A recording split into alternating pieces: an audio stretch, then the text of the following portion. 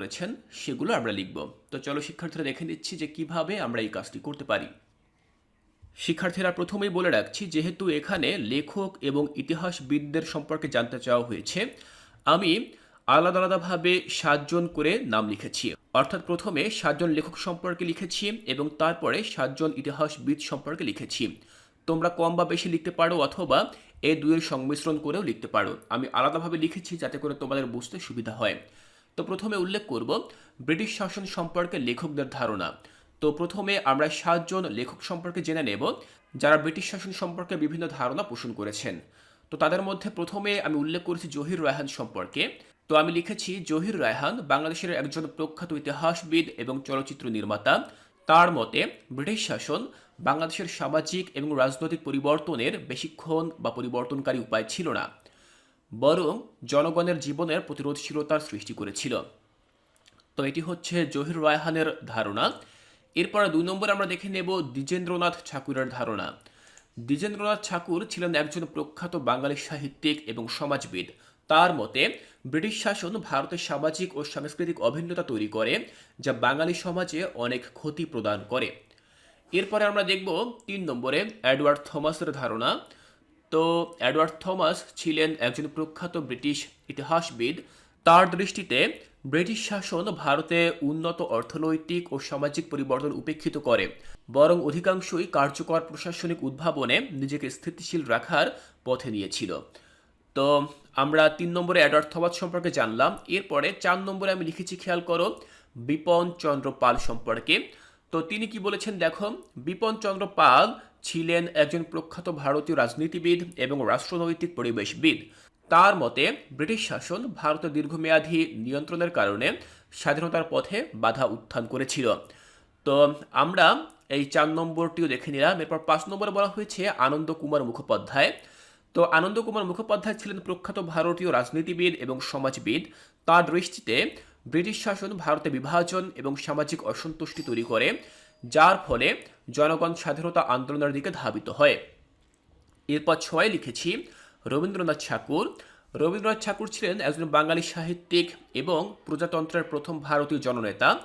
তার বিচারে ব্রিটিশ শাসন ভারতের জনগণের স্বাধীনতা ও সংস্কৃতির বিরুদ্ধে একটি অত্যন্ত ব্যঙ্গাত্মক ও ন্যায্য আক্রমণ ছিল। তো আমরা 6 নম্বরে রবীন্দ্রনাথ ঠাকুরের ধারণা দেখে নিলাম।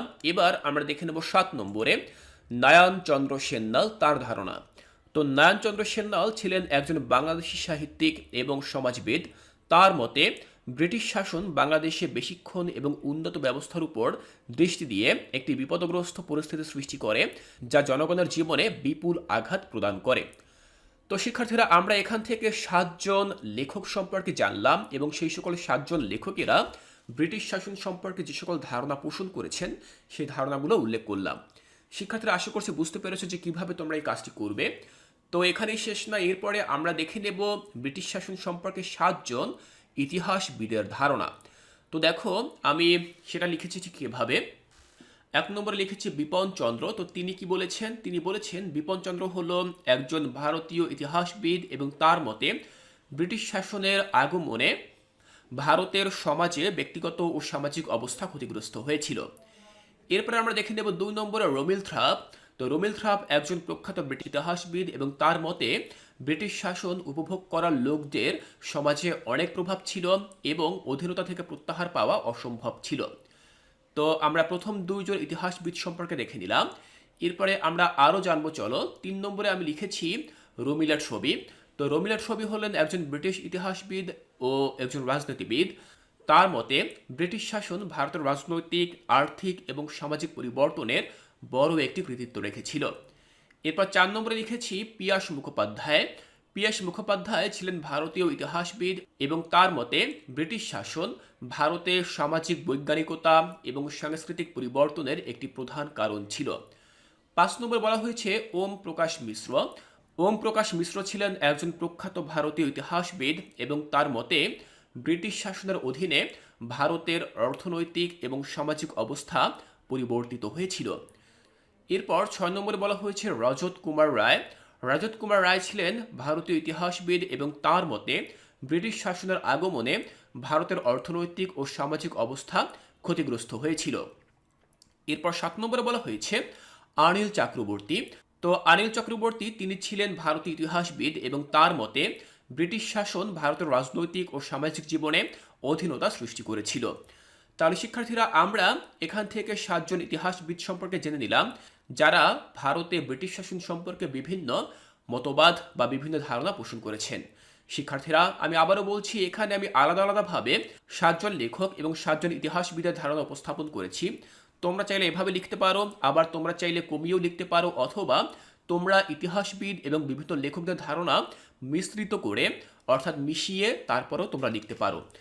শিক্ষার্থীরা আজকের এই ক্লাসটি তোমাদের কাছে কেমন লেগেছে? আমি কি তোমাদেরকে ভালোভাবে বোঝাতে পেরেছি?